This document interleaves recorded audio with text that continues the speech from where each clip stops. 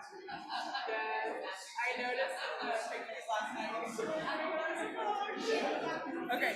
Do you mind if all four of you get in one?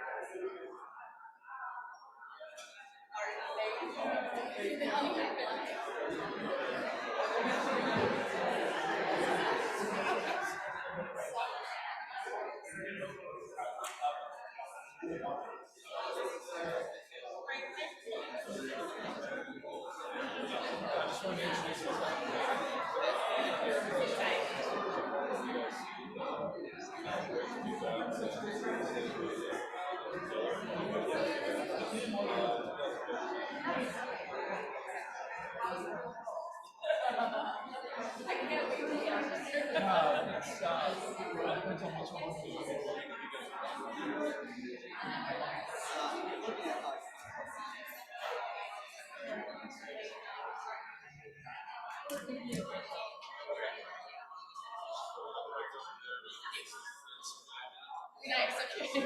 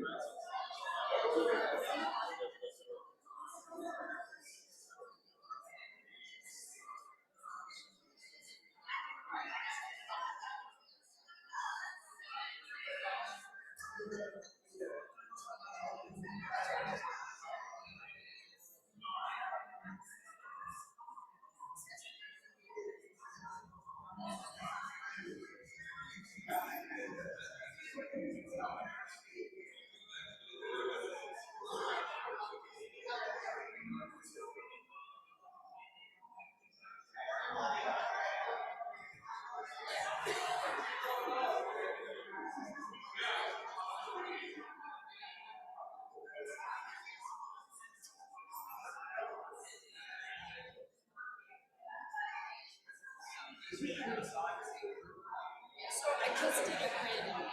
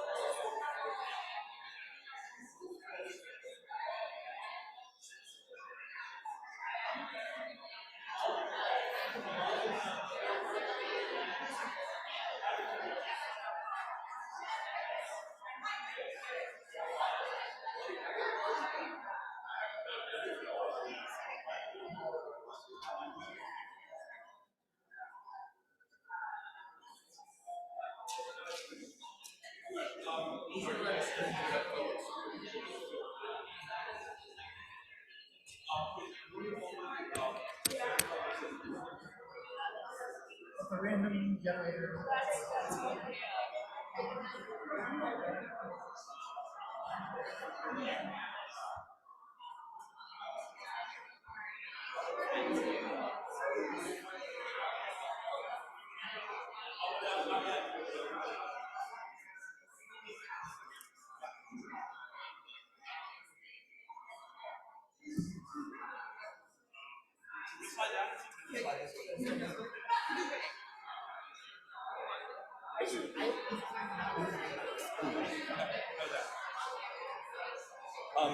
Sam says the audio in the back is bad. So. I put mine up. I was able to. I even put mine up. Yes. I'm Justin Thomas. So I will say, it's like, Thomas is the one that actually gets out, because he goes our field. And like, so it's like, I'm pretty sure he's the only Justin who's been like, Walmart.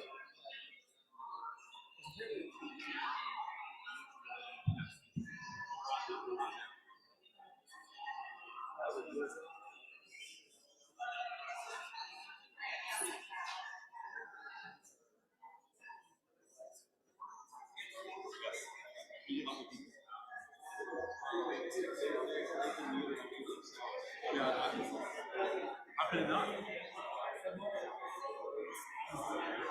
Am I keeping any time for you guys? You guys just. I might go a minute over. Okay. How about this? If you guys get past like 12 or 13, I might start. I know, but we all say it.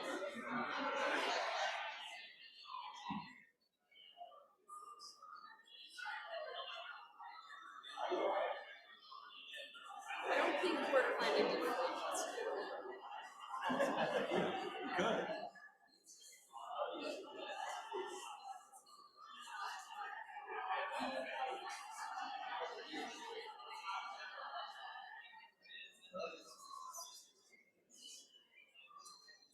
An American.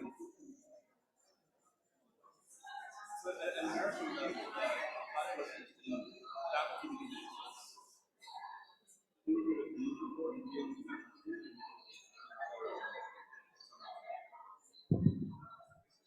Okay, we're about to get started, so please take seats.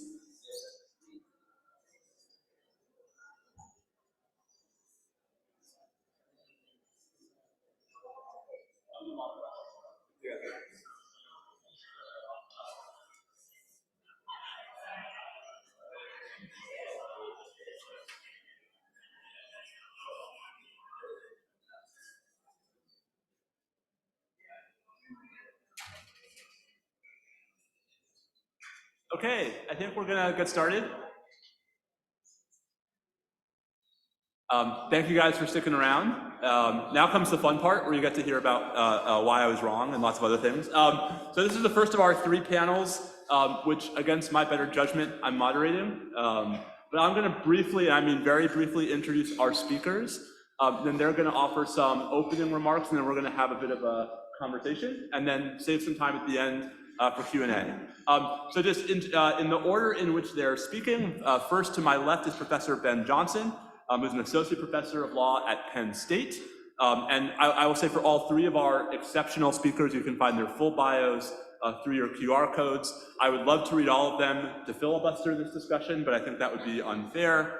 On my far right, I think only physically, is Tejas Narachania. He's the Robert and Nancy Corson Assistant Professor of Law and the Faculty Director of the Center for Law and Technology at Berkeley Law School. And last but certainly not least, Morgan Hazelton, who's an Associate Professor of Political Science here at SLU, and also courtesy appointment on the law school faculty. So Ben, Tejas, Morgan, thank you guys so much. Ben, the floor is yours. Sure. So this is, I am, for the first and only time to Steve's left, I think I'm the... It's a trend. I'm not entirely sure about this. So I was worried when I was reading his book that I was going to get my FedSoc membership revoked because I agreed with Steve, and I was nervous about that, but I think we're going to be okay. So I really do agree with almost everything Steve was saying. I would really like to focus more on the kind of question selection part, because I think just historically that's where it really kicks off. So the Judges Bill in 1925 didn't have to go badly, but it did, and it went badly starting in 1927 with Olmsted when they started taking questions, and that's sort of like the beginning that starts this whole deal. I think, I mean, this sounds weird, but even people say, like, the Supreme Court decided 50-something cases this term. That's wrong. They answered questions in 50-something cases. That's flatly inconsistent with the text of the statute that governs it, because the statute actually makes a clear distinction. It says cases will be decided through certiorari and questions can be decided through certification. The court hasn't granted certified questions since 1986. They get very mad when circuit courts try. And in fact, a cert was not supposed to be the way the court did its work. The clear expectation Congress had was that certification was how this was all going to proceed. Certiorari was just merely this backstop situation. The idea that the court somehow has intrinsic power, or it's a sort of lesser included power of deciding cases to answer questions, if that was true, then you have to ask yourself, why were they so overloaded with cases in 1925? Because if all you have to do is randomly pick some question and see whether or not you got it right or not, and then you can affirm or reverse based on that, well, we could just check and see, did you fill out your name correctly or something like that, and then we're good. And that's not the way it worked. It was very clear to everybody in 1925 that when you granted certiorari, this is what the justices told Congress straight up, that when you take the case in certiorari, it means deciding the case in all the questions in the ordinary course, right? And they that was the promise, and they just broke it. And so I think the statute and the history and just what the justices said says they should be deciding cases, and they're not, and they haven't for a very long time, and that's a problem. Now, what I'd like to kind of focus my comments on are much more kind of this is sort of an argument only a law professor could love, but I think it's sort of important. Why is it that we think the court has the power to declare a law, right? Why is it that we actually credit these answers that the court gives? So we used to have an answer to this. The answer belonged to Chief Justice Marshall back in the day, and he said, listen, the court has a constitutional obligation to decide cases. In order to fulfill this obligation, I have to be able to answer some questions, and when I answer questions, I will declare a law, right? And so there's this like philosophical notion that if I have this moral obligation, I have this obligation to do something, that therefore it implies I have the power to do it. Ought implies can is the idea. And Marshall's like, I have an obligation to decide this case, and so when I'm fulfilling this obligation, I'm going to have to make some law, and I'm going to answer this question and then make the law. And that's how it comes, right? So the power to answer questions is purely derivative. It's downstream of the obligation to decide the case. So what does it mean when the court's not deciding a case? It seems to me it means that the court actually doesn't have the power to answer the question, right? Now, some people like to say, well, that can't be right because it's a lesser included type of situation, and they had to do this anyway. And I kind of analogize this like to an ambulance driver or a firefighter or something like that. So, you get a call and you got to go like fight this fire or whatever else. And so are you allowed to speed and run through red lights? It seems like obvious, yes. That seems like I have an obligation to do this thing. But suppose you get the call and then you really just want to know how fast this thing goes. And so you just get out on the interstate and you go in the other direction, you just floor it. And you're just not moving anywhere near the fire, right? But I just had to know, right?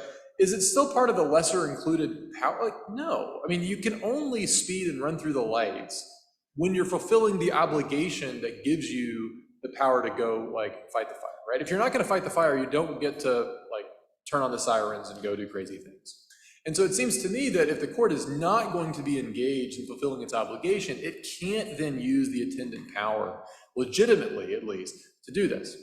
So I think part of me just feels like this is part of what is kind of driving a lot of the kind of criticism of the court in some ways.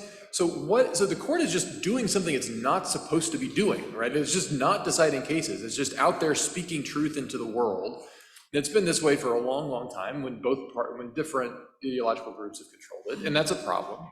And so when you point this out to people, the response I get is, well, yeah, Ben, but we just need the court to do it now, right? We just need it. And I'm like, what's it, right? Well, we need the court to answer questions. Like, that's the court's role.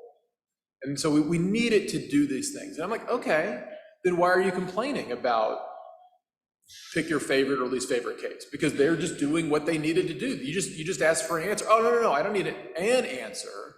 I need a good answer that's democratically legitimate, right? So like Dobbs is bad because it doesn't like represent what people want, or I don't like the outcome. It's bad policy, whatever else. And I just want to say, did you pick these people because you thought they were good policymakers?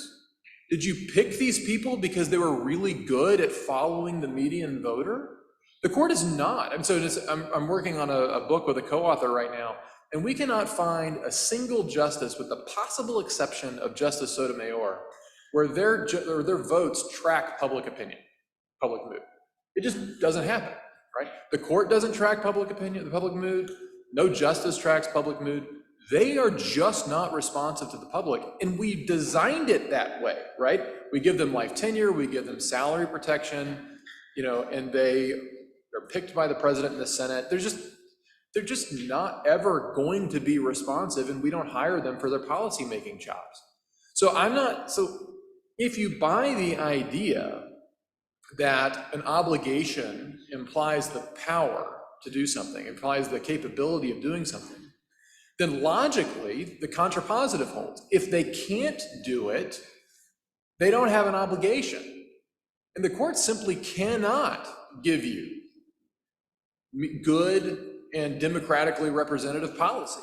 It's just not designed to do it. In fact, it's designed to do the opposite of that, right? Which is to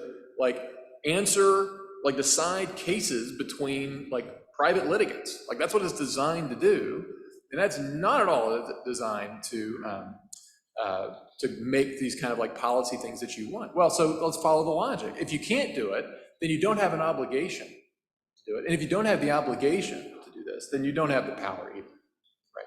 And so it seems to me that we're just back in this world where the court is just, and I say this as somebody who's very, very conservative. The court is just lawless. But now here's I'll come back to that in a second, but I think that I have a real problem with this for a lot of the reasons that Steve's talking about, but more fundamentally, they're just not doing the job. And so all of the things they're also doing that Steve points out are deeply problematic. They are variations on a broader theme, which is that the court is just no longer a court, right? And I think that's a deep and fundamental problem.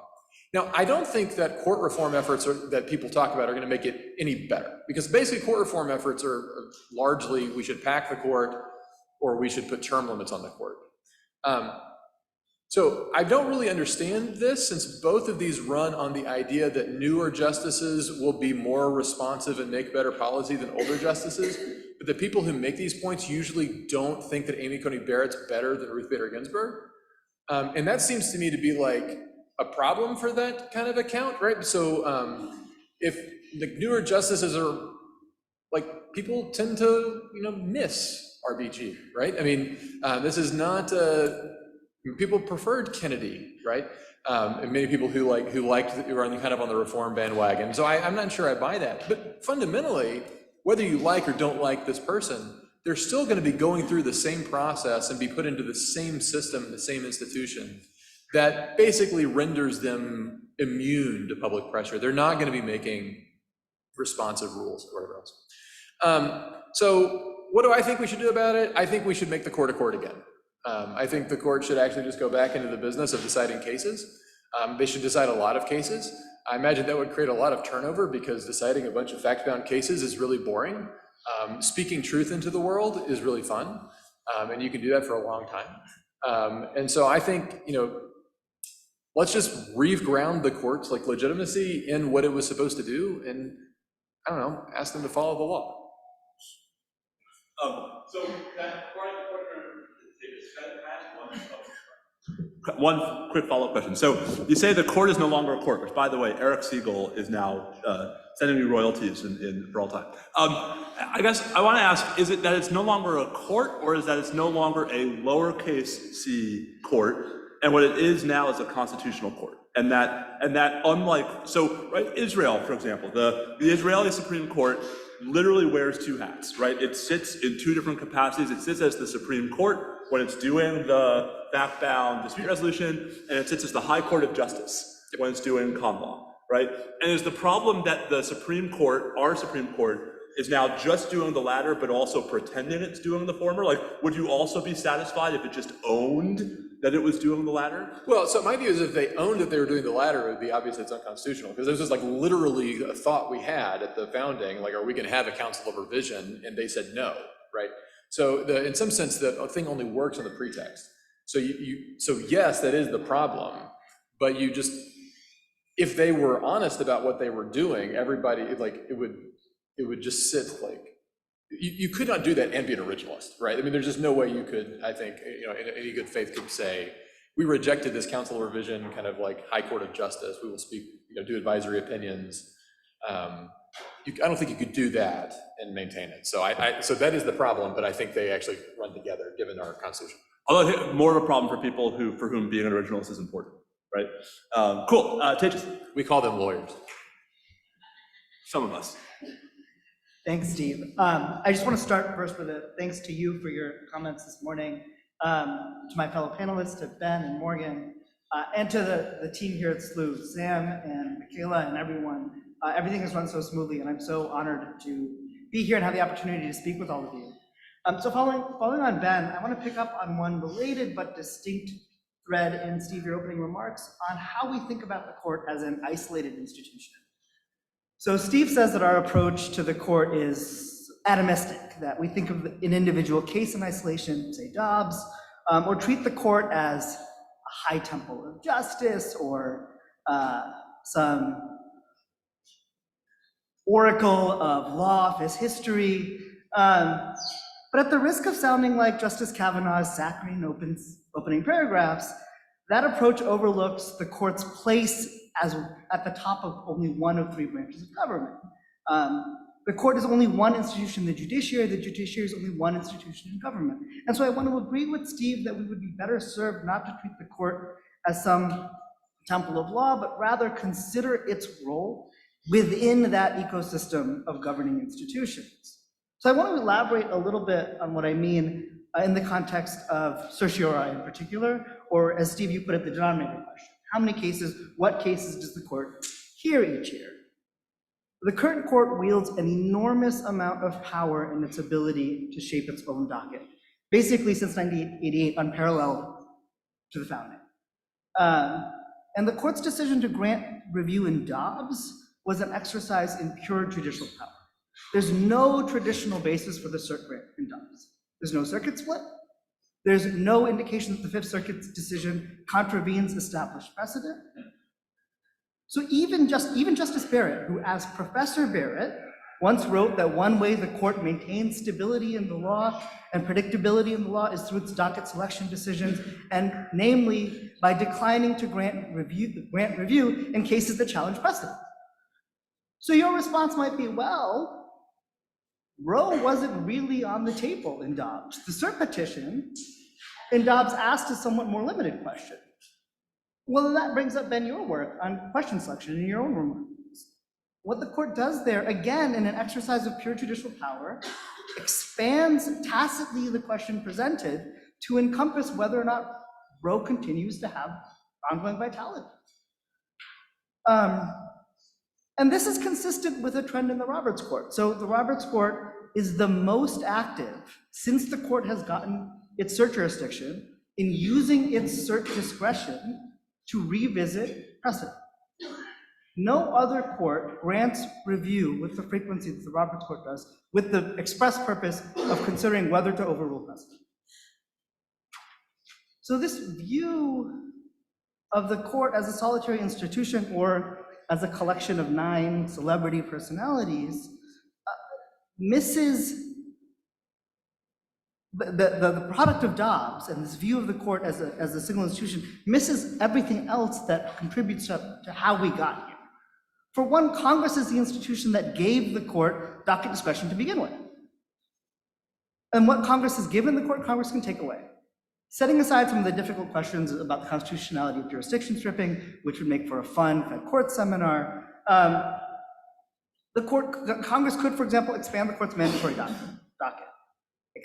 reducing its institutional capacity to hear other cases like Dobbs, and forcing it to rule more consistently, unlike in cases like NIFLA, where the court seems to craft First Amendment rules that are good for abortion contexts only. So when we talk about the court's docket and its decisions, we remember that the court's jurisdiction extends only as far as Congress sets it. The executive branch, too, exercises similar, if less decisive, influence over the court's docket. As both Steve has written, as Dan has written, the executive branch wields enormous influence over the shape of the court's docket and enjoys enormous advantages in selecting which cases it's going to press its advantage in. I myself have examined the executive branch's influence in patent cases in particular, finding that the executive branch is often able to make policy decisions, but the effect of what Steve has talked about is that it launders them through the court. Right? The executive branch is able to shield its policy preferences by enshrining them in precedent and letting the court take all the credit or the blame for doing so. That influence that the executive branch wields but doesn't own, because of our limited view of what the court does, insulates the president and the presidency from scrutiny and critique. And finally, as I mentioned earlier, the Supreme Court is only one institution within the judiciary, but other courts also exercise a wide amount of influence over the shape of the court's docket. As I noted above, many courts in recent years have issued decisions that, if not the Fifth Circuit's decision in Dobbs, other courts have had the effect of destabilizing Roe. And those decisions had the effect of putting the challenge on the agenda. When courts issue or affirm nationwide injunctions, they also tend to speed resolution before the Supreme Court, often at the expense of a more fully developed record. And lower courts also have a number of other tools by which they can shield or insulate decisions from review. And to the extent courts complain that splits persist, they ought to do what Ben says, they ought to certify. Now, sure, the Supreme Court has resisted certification every time the courts have tried, but if the appeals courts tried and tried and tried, somebody might start to pay attention. So the point of all of this, and again, I want to keep my remarks pretty brief, is just to highlight through the example of case selection, the ways in which Steve is right to call our attention to the court's role, not as a solitary institutional actor, but rather the product of the court's business as the product of not just what the court is doing, but the ways in which Congress has shaped the court's jurisdiction, the influence that the executive branch exercises, and the results of what the lower courts are doing too. That when we want to credit or blame the court for some decision that we like or we don't like, we also have to credit or blame the other branches and institutions for doing or not doing something about it. And I'm going to stop there. I'm excited to hear from you, Morgan.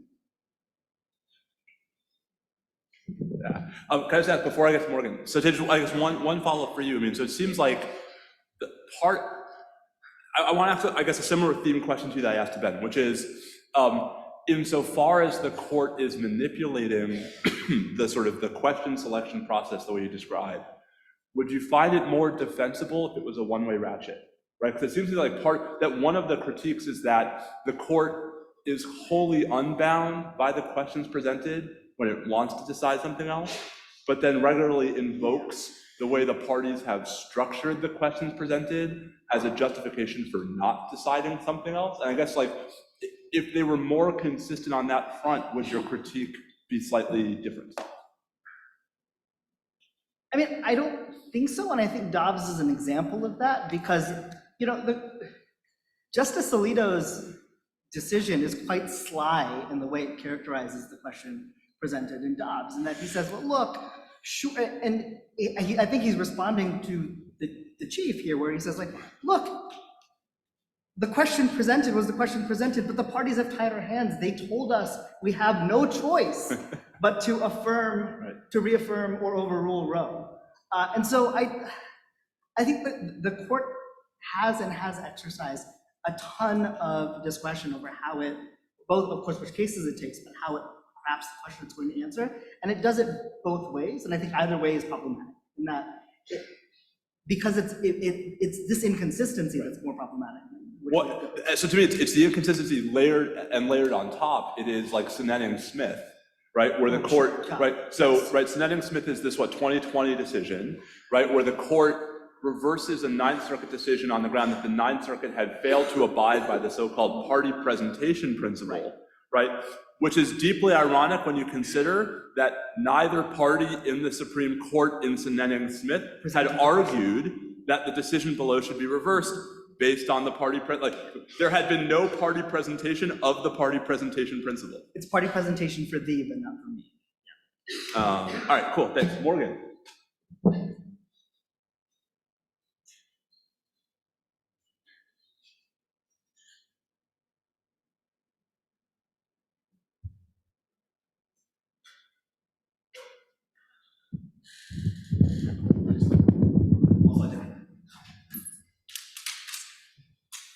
Sorry, slight technical snafu here. Thank you so much to Steve and Ben and Tejas. I'm so just excited to be able to talk about these issues, and for the whole SLU law team, which has been absolutely fantastic. And I just wanted to sort of reiterate how important I think the main insight that we need to see the court as an institution is, while taking a little bit different, perhaps, tack on it. So, as Lee Epstein and Jack Knight in their seminal work, The Choices Justice Make, point out, we've got two sides of this. One is that the court is an institution, and as an institution, it's going to structure the behavior of those who operate in it. So these rules and structures and norms are going to affect what the justices are doing. And so the intricacies side, and then this interdependency side, right? That the court, in fact, exists within social and political contexts. And the subfield I'm part of is one group of scholars that Ben is secretly part of, where we actually care deeply about those issues, hopefully. And I think that it's something to say that when we view the court in what I'm going to call purely legal terms, in the sense of looking at votes or outcomes, I think it's detrimental to this more deep understanding. First, frankly, it promotes mental gymnastics. I think it also promotes exactly what Steve was saying of people claiming that ideological foes are acting in bad faith while shielding their allies. And I also think it makes areas of law, like constitutional law, particularly difficult for students and citizens to understand what's going on. And the real risk there is that then there's a backlash.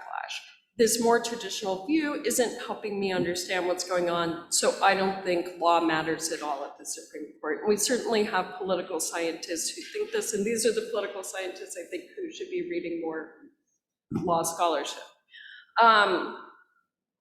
So by allowing this more nuanced view, we can see, yes, of course, the court is a legal institution, and it has psychological, sociological, and political aspects to it. And that's going to help us understand what's going on better, help us analyze cases and their impacts, like with the real context we need. And in turn, that's going to let us know, how do we think the court is functioning, comparing that to normative ideas about how we think it should function, and let that guide, should we protect the court, should we preserve the court as is, if we should make changes, what should those changes actually look like? So I actually want to dive sort of into the intricacies for a moment and just talk about something that comes up in the media, but less so in academic work. And that's actually how the interpersonal relationships of justices actually affect the work that they do.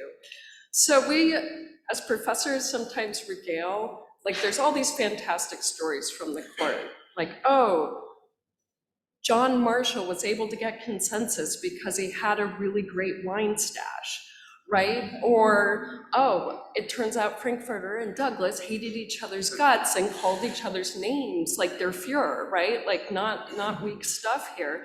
Or issues of, was Gorsuch asked to wear a mask?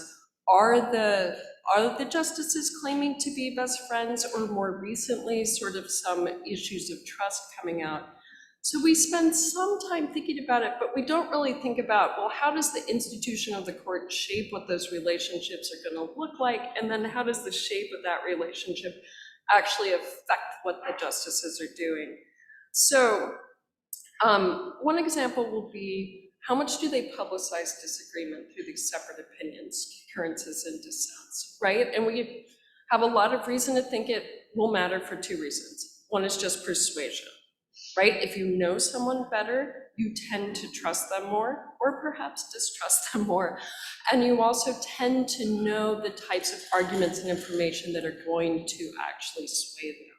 We also have the suppression side. You might decide just to go along, right, to get along, rather than risk your ability to be able to work with a colleague in the future or risk a personal relationship. And so the Supreme Court looks different from other courts in ways that probably make the relationships both more and less important in certain contexts. The relationships tend to be more prolonged than your average work relationship, right? They're sitting en banc together all the time. They're in the same courthouse. No one's going to be nominated to a higher position. So they're really in there together. And as some scholars have pointed out, they are effectively married without the possibility of divorce while they're serving together. And they don't know when it's going to end for the most part.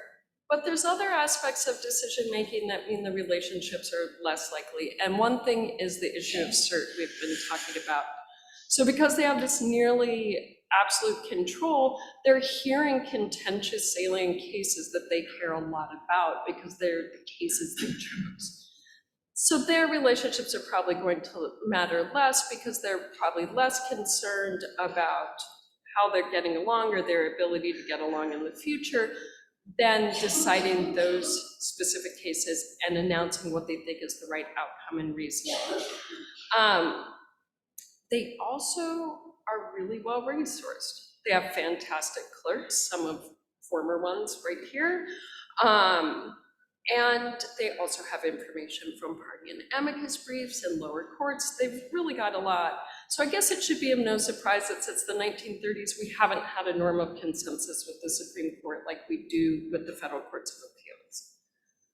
And so I would say, though it is merits docket stuff, and I do think the merits docket we need to broaden, we know that relationships, well, I'm going to try to convince you that it affects separate opinions. Right, this publicizing disagreement. We should care about that. We know that non-unanimous decisions, the public responds to differently than unanimous decisions. It affects how lower court judges deal with it. It affects the development of law. So in a forthcoming book that I wrote with Rachel Hinkle and Michael Nelson, we looked specifically at issues of contact between justices, which can be difficult to measure, which is a precursor to relationships, and how that affects separate opinions. So just anecdotally, we could see, okay, Rehnquist and Ginsburg, when they first get together, he's dissenting about 50% of the time, but by their last few years, it's down to 20%, right? And a pretty similar relationship in reverse. Kennedy and Thomas, very similar. But when we crack it open and look from 55 to 2009 at all of the cases, what we see is this really enduring effect of co-tenure. And we don't have any reason to think that Rehnquist and Ginsburg came to see the world in the same way or the cases in the same way, but it does seem like the time they spend with each other changes how those disagreements are coming out in opinions. So overall, we see about 5% decrease, somewhat modest. But again, I think this is something, when we think about reforms, we need to think about things like that. To the extent we'd have an influx of justices or changes in tenure, a shortening of those relationships will inherently happen, and we'll probably get more separate opinions. Is that good or bad? That really depends on what you think those separate opinions are doing. It's an area where we need more research, but we do know it matters to jurisprudence, and we do know it matters to perceptions of legitimacy. And this is just one tiny part of thinking of the court as an institution, and I really think we need to do more of that. So when we're talking about ideas about reform or not having reform, that we've really done it in an invested and empirical way. Great, thanks. So I guess in the spirit of asking follow-up questions of everybody, that all seems like it's such an important addition to the context. I guess, how do we operationalize that, right? I mean, beyond just sort of asking the right questions, right? Ben wants to blow up certiorari, right? Tejas wants to clean up certiorari, right? Morgan wants to better contextualize certiorari. Like, I mean, what, you are in charge of the world. What do you do? I am in charge of the world. What do I do? Better data. Yeah, this is definitely a response in ways that only academics can love, to say we need more data, we need more transparency about the court. That is one thing that I would do. I think we would like to know what's going on in the court, and they do not always provide the information we need in a way that can be digested. And so that's one thing. So can you say, it's like, what kind of stuff? Because Sure. I go out and I talk about the shadow docket, and a common response from conservatives is, what are you talking about? It's all right there on the website. And I've heard you mention in the 4 or 5 places it could be tucked But it's all away. there. I mean, definitely with issues of cert, we have no definitive ability to really crack into that in a decent way. So part of this is about transparency in government, basically, about our ability to see what's going on. I would also say, to the extent we want more separate opinions, put them in different courthouses, right? If we're like, we want you to tell us exactly why you disagree, put them in different courthouses, that'll help. We've got some evidence on that. Take away the Christmas party. Take away the Christmas party. Make them only Zoom for the end of time, right? That'll help. If we want more consistent, maybe narrower grounds, everything we can do probably to increase the contact. So I guess I was not expecting quite this degree of consensus that things are rotten in Denmark, right? So I guess I'm not quite sure where to go with this, but let me take a shot anyway. So Morgan comes from the political sciences perspective and says more data. No, but I think that's important. I'm with you on that wall, right? Ben comes at this from, I think I can say, a bit of the formalist perspective and says more formalism, right? Tejas comes at this from the sort of, more consistency, right? More sort of predictability. Is any of this realistic, right? So I guess the $1 million question is, okay, great. And where do you, how does the conversation go from here? How do we avoid the traps of every single reform piece being perceived as efforts to diminish the power of the current conservative majority? How do we, because I actually don't think there are deep inconsistencies across what the three of you are saying. So how do we use this consensus for good? Tejas, you want to maybe take a stab? Sure. I like to be optimistic, but I'm not. I just don't know where to start. So I think with certiorari and docket section in particular, there are lots of things that we could do to the court's jurisdiction. We could be clearer about exactly what the court ought to do. We could expand the court's mandatory jurisdiction. We could take certain cases out of its scope. But given how the entire conversation about court reform has gone so far, I'm just not optimistic that we could reach any sort of consensus within Congress to get there. I think inside the court, the incentives are very limited to do anything about docket selection and certiorari. I mean, the first step is, I think, Steve, what you're doing today, which is to have us pay more attention to things outside of the end of June decisions. Because if we do that, that's one place where the pressure starts to build for the court to start to think more carefully about the questions it decides. Now, maybe one place that if I have a little bit of hope, and it's like, you see that the proposal that I offer will tell you just how little bit, is that maybe a lower court, or a system of lower courts that is increasingly at odds with the Supreme Court might be more likely to try to do something about it, issue more decisions that are going to put cases on the court's agenda, or who knows, maybe even try certification, but trying to push something to shape the court's docket in a way that's actually responsive to the problems that the lower courts are facing, persistence. Like, litigants are worried about persistent slips. Circuit courts are worried about persistent slips, and the court's not doing anything about it. And so if that pressure comes from the bottom up, maybe that's one approach. So Ben, let me sort of bring point this towards you. I mean, lower courts are an interesting part of the conversation, right? I mean, Tay just talks about certification. I love certification, right? National Iranian Airlines versus Marshak, like the case no one knows that everyone should know. Yeah. Right. The Second Circuit tried this with when 2005, when the federal sentencing guidelines are in the middle of whatever they were doing, blowing up, right? The Second Circuit, which never goes en banc, went en banc for the sole purpose of saying, hey, Supreme Court, help us out, and the court says no, right? We see, right, single, right, lower court judges trying to get the court's attention through what, I guess it's what Judge Kaczynski calls dissentals, right?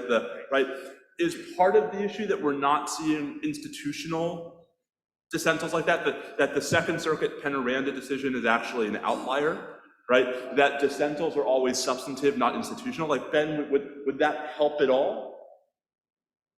Sorry, would it help at all if, like, I mean, so Tatus says, like, you know, lower courts have a role to play here, and I think I agree, right?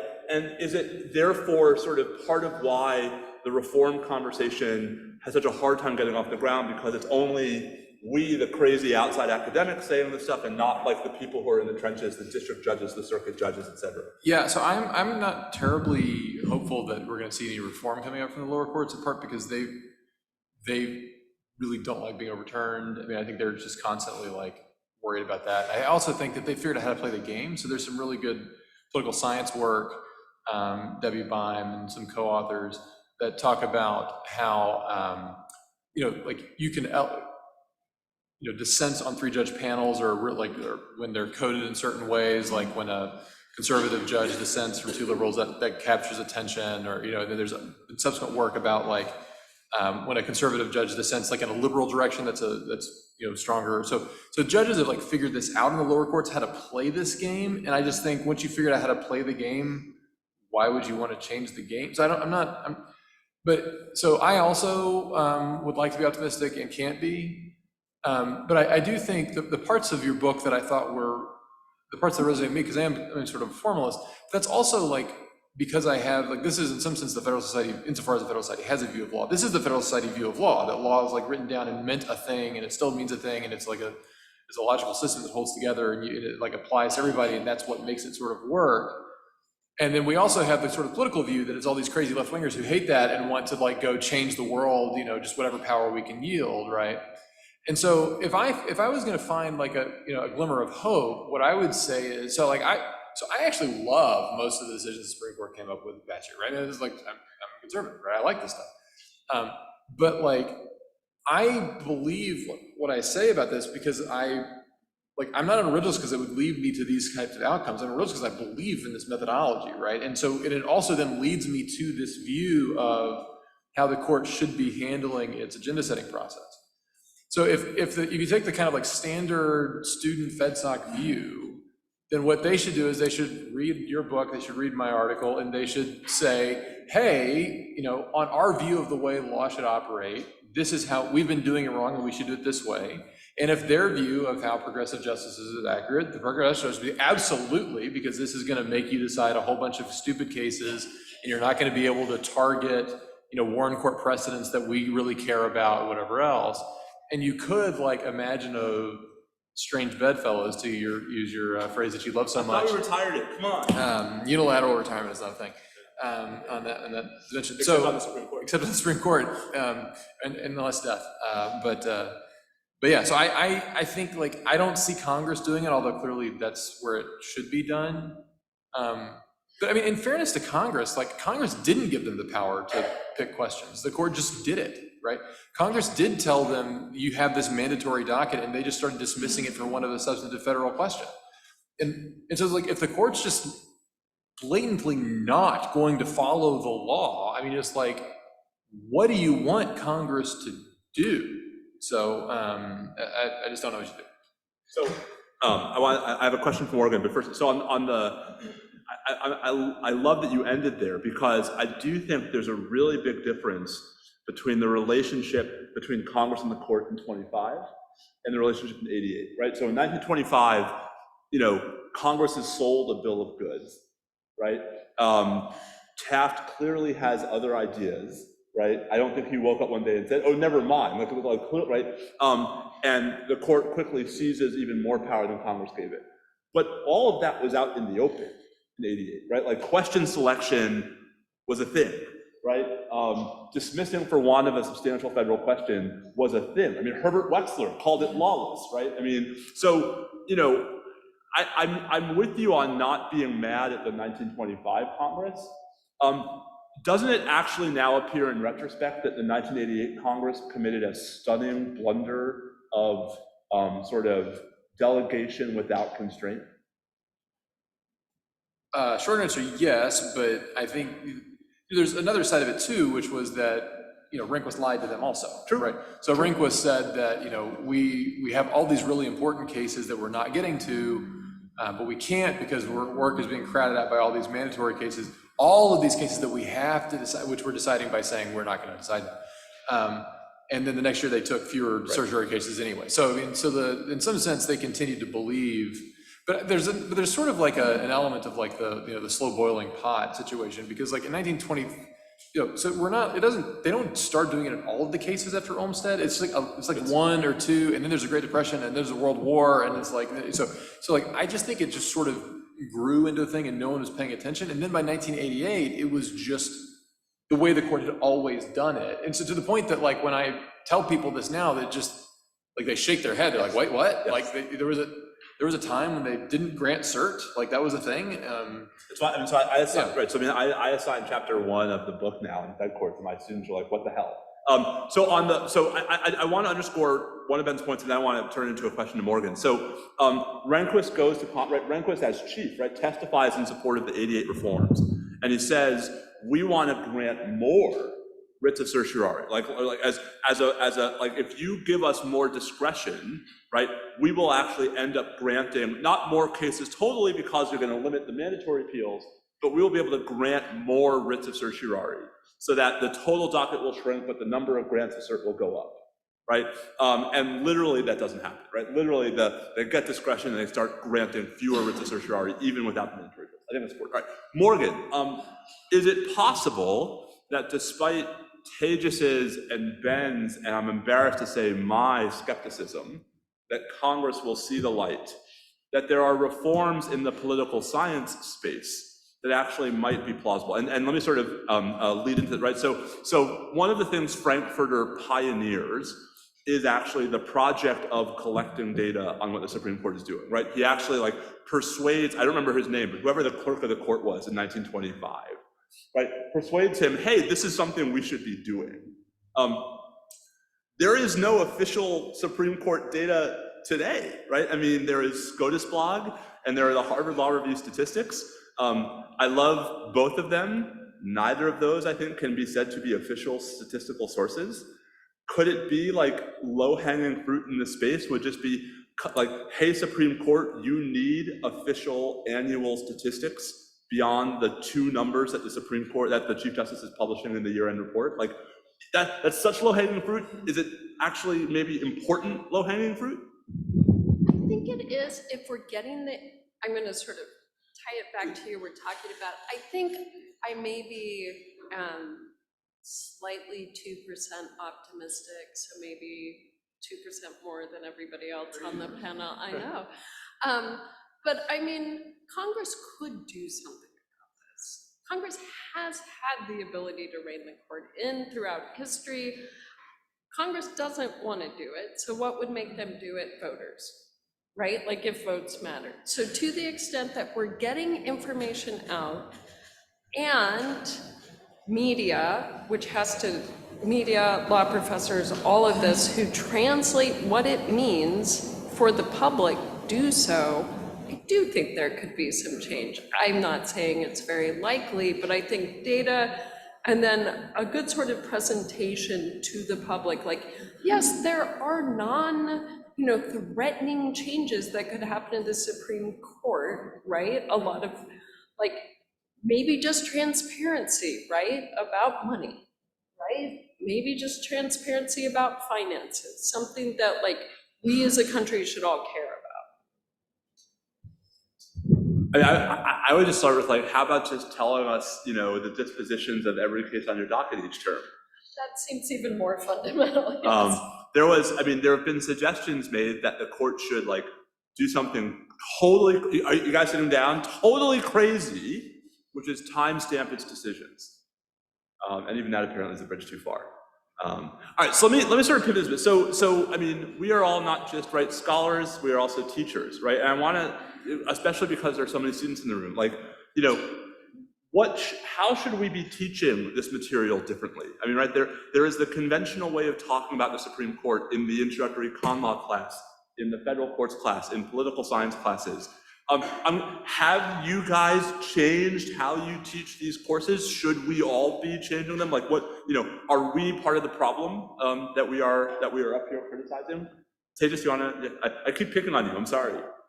You're all the way to the right. It's too easy. No, it's a good question. I don't know if I have a change. So there are a lot of things that you could change in response to, and I think so. Some of the things that I think I have changed in response to that, if I'm admitting some of my flaws, I think that I'm part of the problem is that, the rise of sort of judicial personality has changed the way I teach some courses that implicate some of these judicial personalities.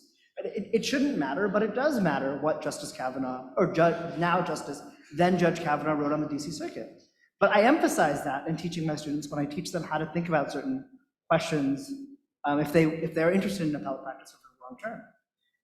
I think one thing that I do and have tried to do since the very beginning, and echo some of my earlier comments, is I do try to emphasize the greater institutional context, that we need to do more work, even in classes that we traditionally think of as the sort of core common law classes like property or torts, and thinking about the statutory environment in which those courses sit. Like California, where I teach, has a lot of laws on property that override a lot of the traditional common law doctrines. And it's important, I think, for students to think not only of the courts, not only of the case method, but also the statutes and what Congress can do and how you can be an effective advocate for change by turning not only to the courts, but also to the local legislature, to other bodies, to other institutions, to try to get the outcome that's best for your client or best for you.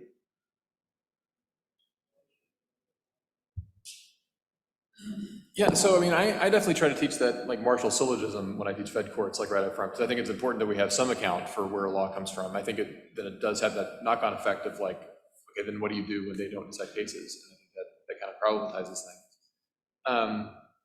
I do think that, like, there's two problems in law schools, I think. So one is the case method itself, which sort of invites students to view their role as to sit in judgment of the judge. And sit in judgment. So we have these, like, we then go into these long, well, what do you think about this? As though, being 23 and having a well-curated Facebook feed makes you, like, an expert on, property or contracts or whatever else the case may be. And I think that just kind of, like, sets you up in an interesting way to think that, like, your role, and then when you grow up to be a judge yourself, is to, like, stand above the law and, like, do new things as opposed to, like, live within a tradition that actually has worked really hard to figure some things out. And I think that's one problem. I think another problem is just, you made a comment yesterday that sometimes, opinions just won't write. And the problem is there are a lot of Warren Court opinions that just didn't write, but that didn't stop anybody. And we just really like the outcomes. And and I was talking to a book editor the other day, and she said, I get so many books for, we should make the court Warren again. And that's just like, and so much of the legal academy is built around preserving and trying to extend this view of the court as an engine for justice. And I'm not opposed to engines for justice. I just don't think that's the court's job. And so I think that you run into this problem where law faculties are committed to a political project and not a legal project. And then I think that just makes it really hard to even have a meaningful conversation on these types of things, because what I loved about your book was it was so deeply legal, right? It was just like, look, the law means some things. These are legal sources, we can turn to them, and these are like legal problems. And the problem is then all these conservatives who are taught by, outcome-oriented progressives, like, well, yeah, but that's not what the court's supposed to do. The court's supposed to institute justice, and it shouldn't be held up by this stuff. And now you want me to put this away. That's not what we're here for.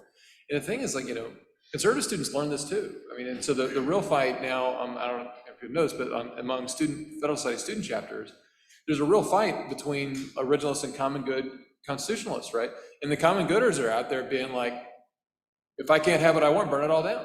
And, and I'm just horrified. But it's, they've learned, right? So I think there is a deeper problem there than the academy, but that goes to like sociological problems. All right, so Morgan, the law schools have screwed everything up. Can the political sciences save us? Well, I am actively trying to, I do teach constitutional law sometimes here at SLU, and I definitely try to create context, and it's still a work in progress, but ultimately getting people thinking about the court in an institutional context is deciding who gets to decide policy, right? Is it a state government? Is it a federal government? Is it the members of the court, right? And I think that creating a bigger sense of like caring about issues of democracy, I think it matters. I think it matters quite a bit, but it's hard in a law school structure. Do I think the political scientists can fix it? No. But I do think the context matters, partially to let people know why to care, right? As they have to slog through decades and decades of Commerce Clause cases, right? Why would we care? Wow, okay, I'm trying to avoid us from going all the way off the cliff, right, before lunch. But so I guess one last question I have, and then I want to open it up to questions from the audience, including other presenters. Is part of the issue, and maybe this is getting at both the sort of the pedagogical problems and the practical problems, is part of the issue that, certiorari is a common theme here, right? Certiorari is like technocracy generating, right? In the sense that like, it is a technical process, it is a process that has technical norms and rules that are especially accessible to those who are repeat players and or procedural experts in ways that even say the solo practitioner, right, might not have access to. It is a technocracy that has academic implications. Like, are there ways to de-technocratize certiorari? And I guess I meant, like, are there, like, is this just an inevitable and impenetrable barrier to entry for public accessibility to the court? Or is it like something we actually could fix without touching any of the other untouchable things? Sure. So I think part of the answer comes back, Morgan, to what you were saying earlier about the need for more data and transparency in government. I think part of what's so wonderful about the courts and the common law system is that there are reasons offered, and those reasons they set precedent, and lawyers can read the law and learn and understand and build a practice just by doing them. That is entirely unavailable to practitioners before the Supreme Court bar. We're trying to get a petition granted. But whatever the unstated norms are, they're entirely unstated. They're not written down anywhere. You have to be an insider in order to get this. And so what we do need is we need more transparency, and I've written about this. I think one way that we get more transparency is through what is effectively a common law of cert. But whether those standards are written down by the court, case over case, in a way that we can start to really suss out and feel like the court is going to predictably grant cases on some sort of stated rationales, or whether it comes from Congress, sort of setting out more clearly exactly what you need in order to get before the court.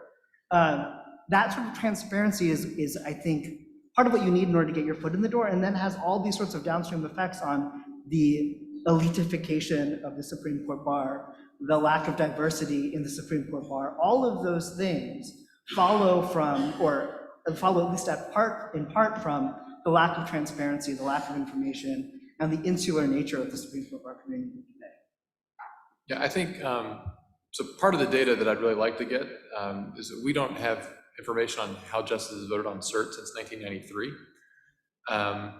We're gonna hopefully get another slug of these data from the Stevens papers once they finally come online. Not till 2036. So Stevens papers are like, my understanding is the Stevens papers are gonna be, but it's like everybody else is not.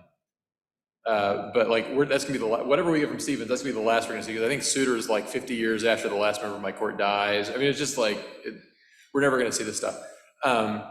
And so I think those votes turn out to be, I think, really, there's like literally no accountability, but what's more, like, you can't even, I think in some sense we're almost overestimating how much information the Supreme Court bar even has, right? I mean, it's like folk knowledge, right? It's like, you know, and then you hire clerks from last year's chambers and you hope they can tell you some things, and you know, but it's 9 different law firms, right? So I don't know how you do that. So I think you're gonna have to change something. My dream, I think, so this is like, you know, 3 articles from now when I've solved stuff, but my dream is I think Congress should actually run the cert process.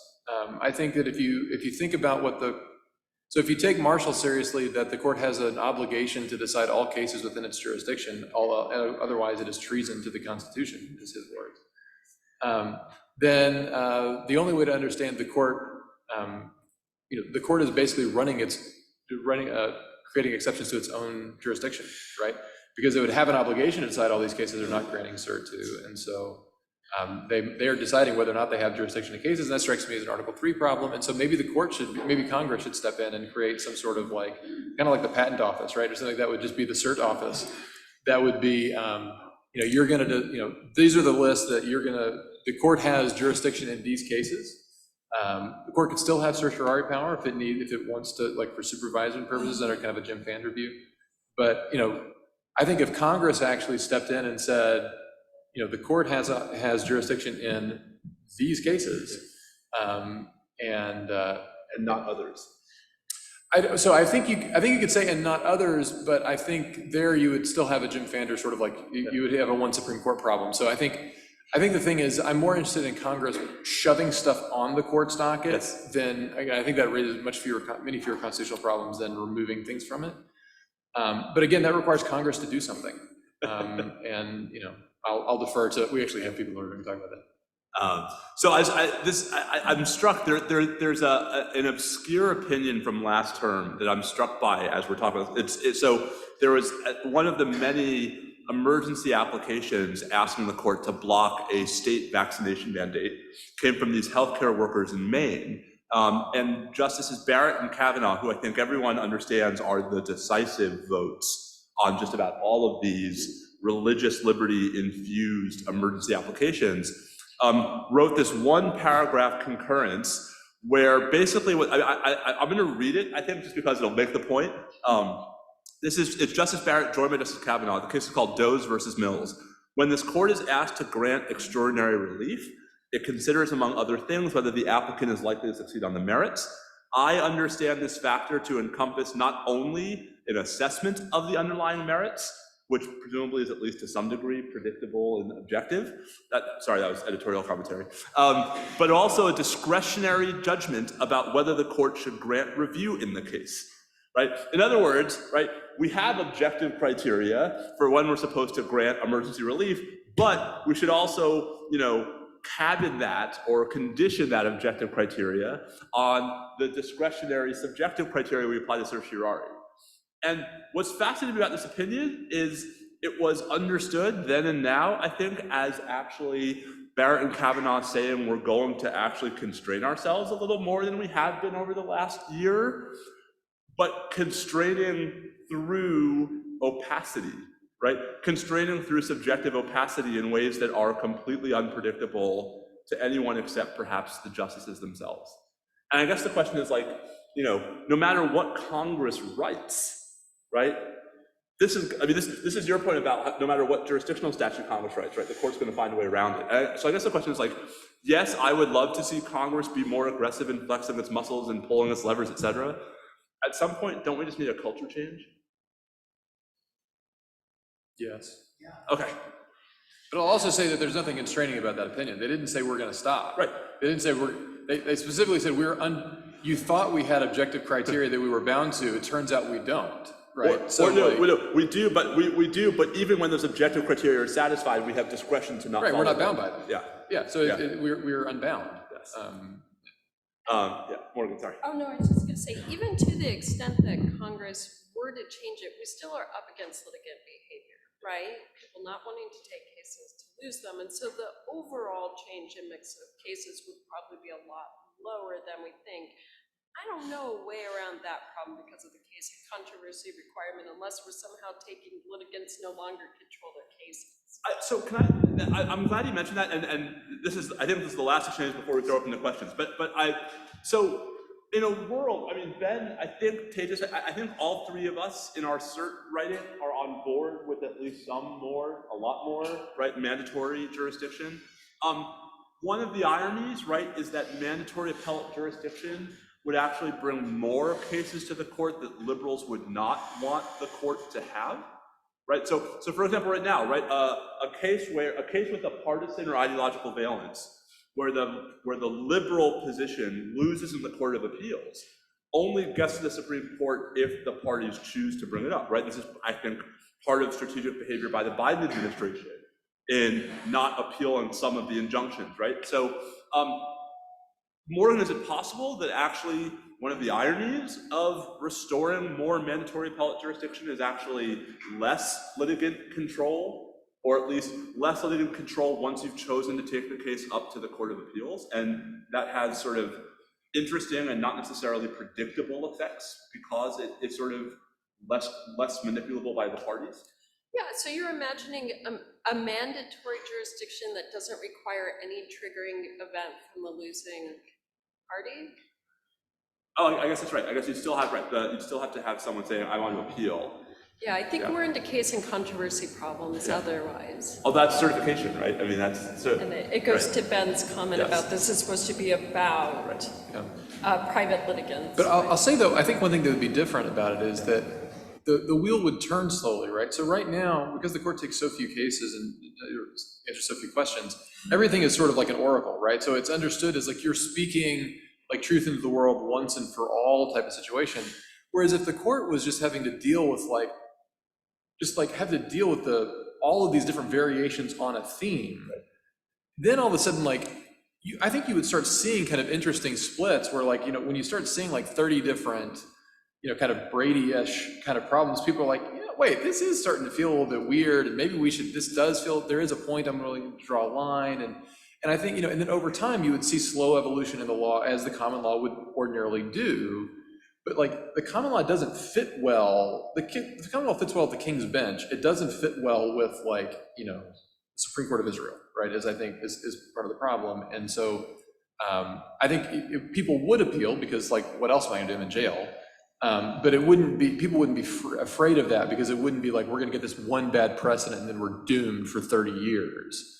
It's we'll be back next week and maybe we'll have some better facts. Right, I mean, there's tons of political science scholarship on the correlation between the number of merits, or the inverse correlation, right, between the number of merits cases the court is deciding and the amount the justices are writing. I mean, that seems predictable to anybody. All right, I think we've got about 15 minutes before lunch.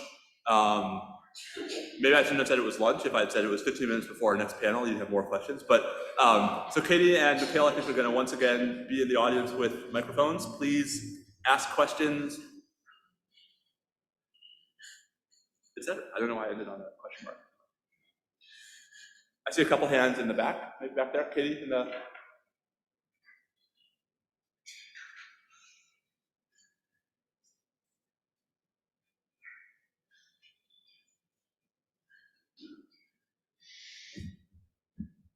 So this question is for Professor Hazelton.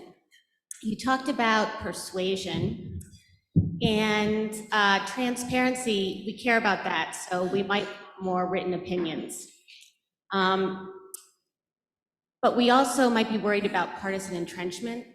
So I'm wondering if you could just speak to the importance of writing and publishing opinions for persuasion specifically. I'm wondering, do you think the process of drafting opinions, does that influence persuasion, either for the drafter or for the other justices? Or to the extent to which the author of the opinion might become more entrenched by drafting opinions? And if that happens, then are they going to be less likely to be open to the views of other justices who aren't ideologically aligned?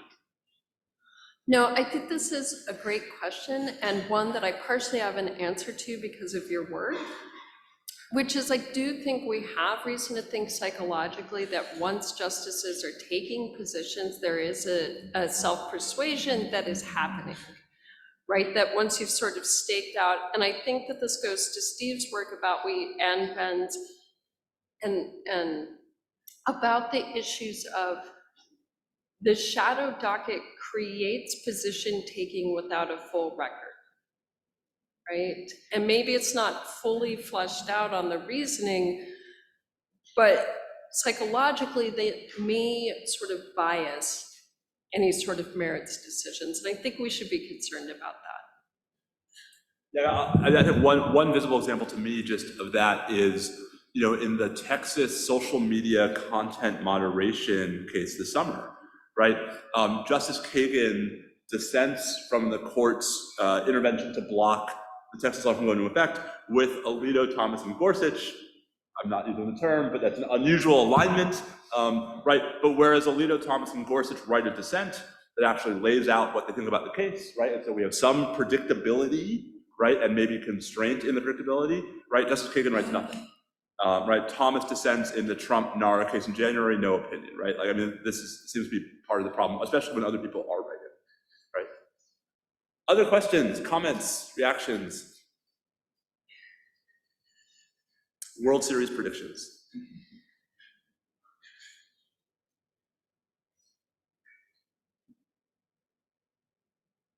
Hi. You talked about a lack of data that comes from a lot of the Supreme Court. With a lot of practice below it, now going to electronic stuff, the data is there, and a lot of it is the question of, do you get to look at it?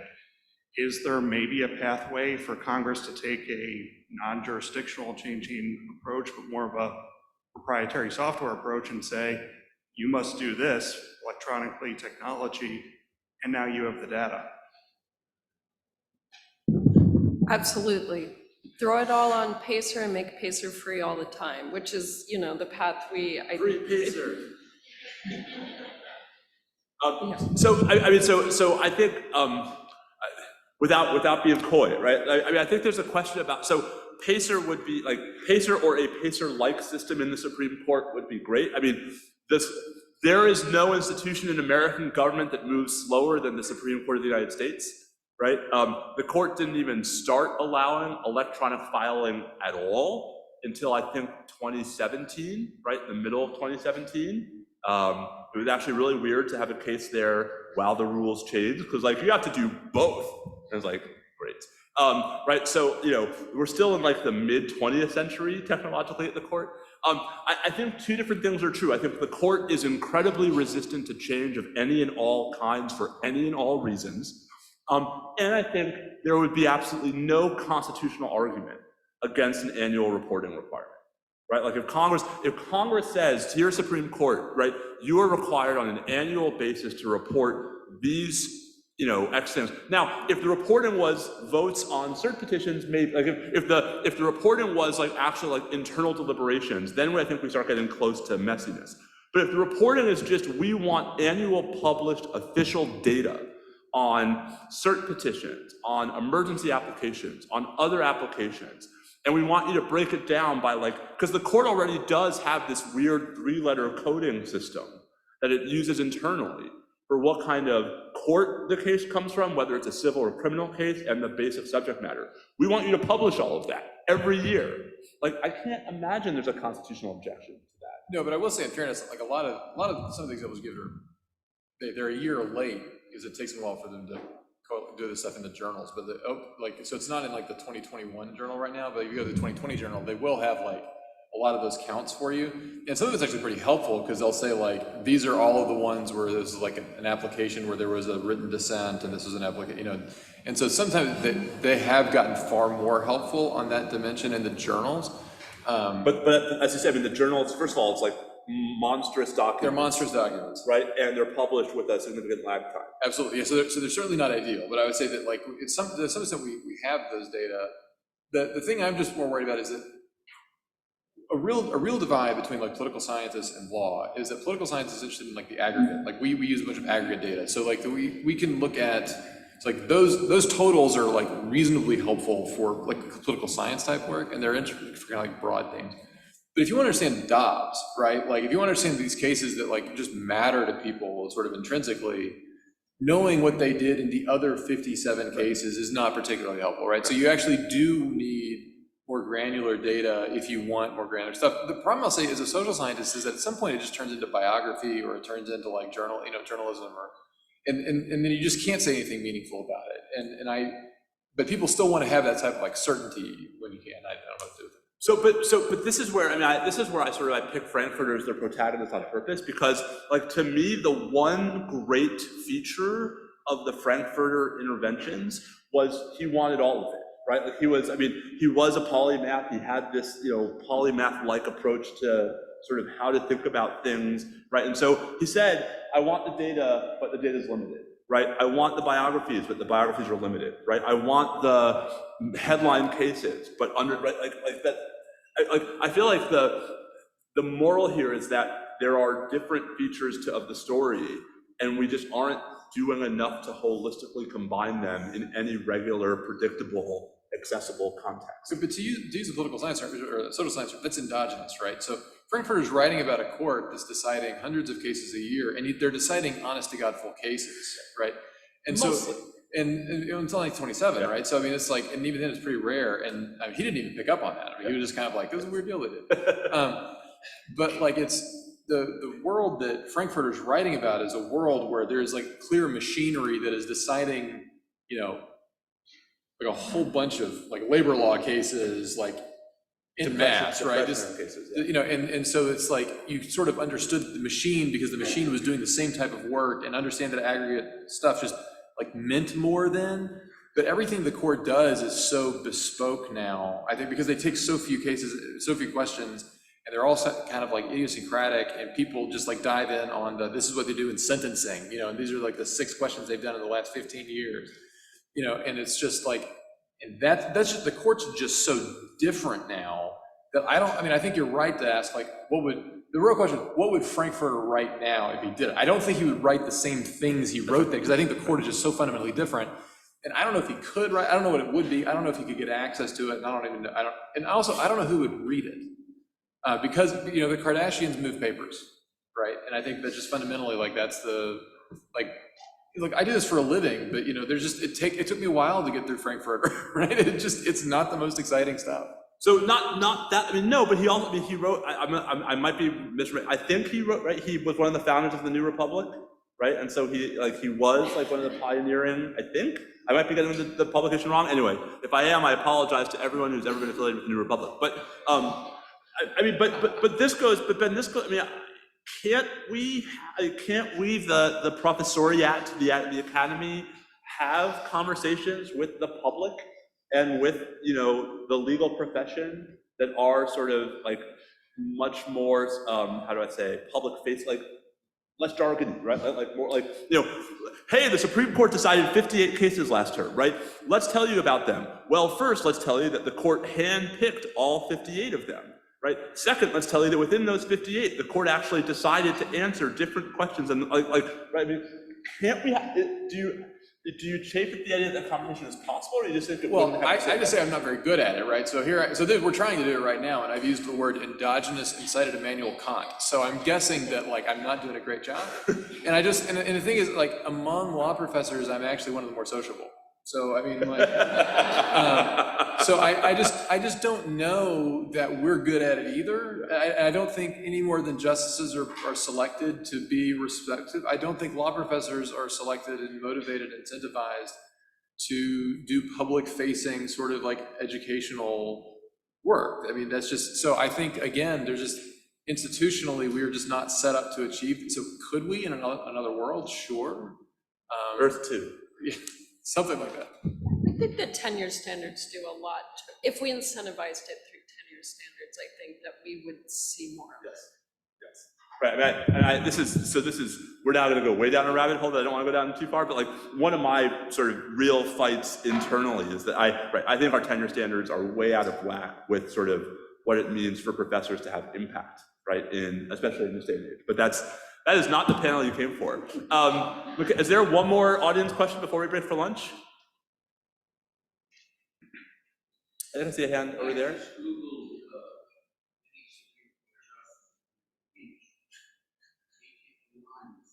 Samuel Chase, yep.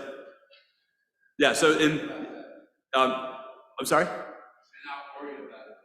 No, I mean, so the impeachment of Samuel Chase, who, by the way, has the greatest nickname of any Supreme Court justice ever, Old Bacon Face, right?